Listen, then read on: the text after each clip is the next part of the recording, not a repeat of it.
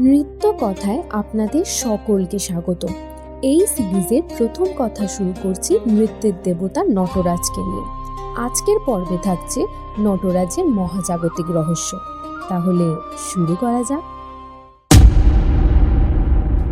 প্রথমেই যদি লক্ষ্য করি মূর্তির মাথার দিকে, তাহলে দেখব সেখানে রয়েছে উড়ন্ত জটা।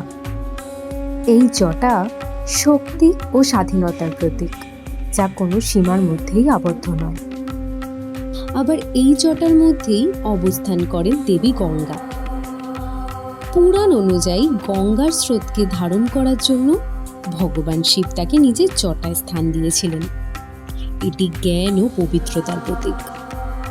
আবার আর এক পাশে রয়েছে অর্ধচন্দ্র, যা ক্ষয় ও বৃদ্ধির সময় প্রবাহকে নির্দেশ করে।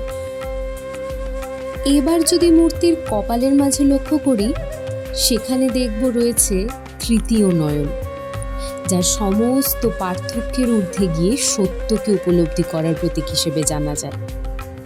ভালো করে লক্ষ্য করলে দেখা যাবে একটি সাপ তিনটি পাকে নটরাজের মূর্তিকে জড়িয়ে রয়েছে।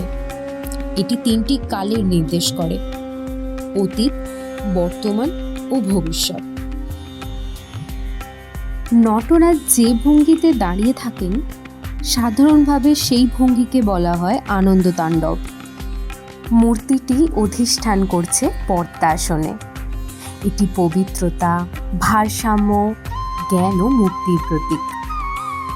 আর এই সমগ্র মূর্তিকে ঘিরে রয়েছে একটি অগ্নিবলয়, যা মহাবিশ্বের প্রতীক। এটি সময়ের চক্র, জন্ম মৃত্যুর চক্র ও শক্তির অবিরাম প্রবাহকে নির্দেশ করে। এই মূর্তি কেবল ভগবান শিবের একটি রূপ নয়, তার প্রতিটি অঙ্গভঙ্গি, প্রতিটি প্রতীক যেন মনে করিয়ে দেয় সৃষ্টি, পরিবর্তন ও ধ্বংস, এই তিনের সমন্বয়েই তো এগিয়ে চলছে গোটা মহাবিশ্ব। আর সেই চিরন্তন সত্যেরই জীবন্ত প্রতীক হলেন নটরাজ।